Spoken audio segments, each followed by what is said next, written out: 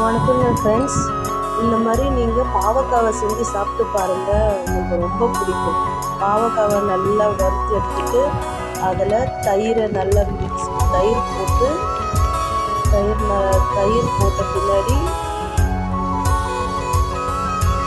கொஞ்சம் கரம் மசாலா, மிளகாத்தூள், உப்பு இதை போட்டு நீங்கள் நல்லா மிக்ஸ் பண்ணுங்க ஃப்ரெண்ட்ஸ். நல்லா மிக்ஸ் பண்ண பின்னாடி ஒரு அரை மணி நேரம் ஊற வச்சுட்டு அதுக்கப்புறமா தவாவில் போட்டு நல்லா ஒரு ஆயில் ஒரு ஸ்பூன் ஒரு ஆயில்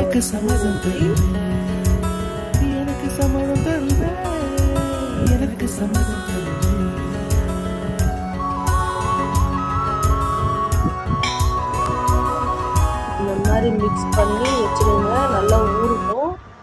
நல்லா ஊறின பின்னாடி நல்லா காரமும் உப்பும் நல்லா மிக்ஸ் ஆன பின்னாடி ஒரு அரை மணி நேரம் ஊறணும்.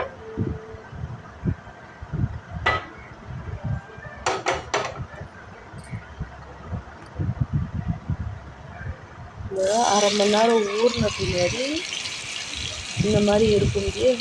அதுக்கப்புறம் தவாவில் ஒரு ஸ்பூன் எண்ணெய் விட்டு அதுக்கப்புறம் தவாவில் நல்லா ஒரு 2 ஸ்பூன் எண்ணெய் ஊற்றிடுங்க. அதை நல்லா தவா ஃபுல்லாக ரெட் ஆகிற மாதிரி பண்ணிவிடுங்க. அதுக்கப்புறம் அதில் இதை சூடு ஏறின பின்னாடி அதை எடுத்து இதில் போட்டு நல்லா ஃப்ரை பண்ணி எடுங்க.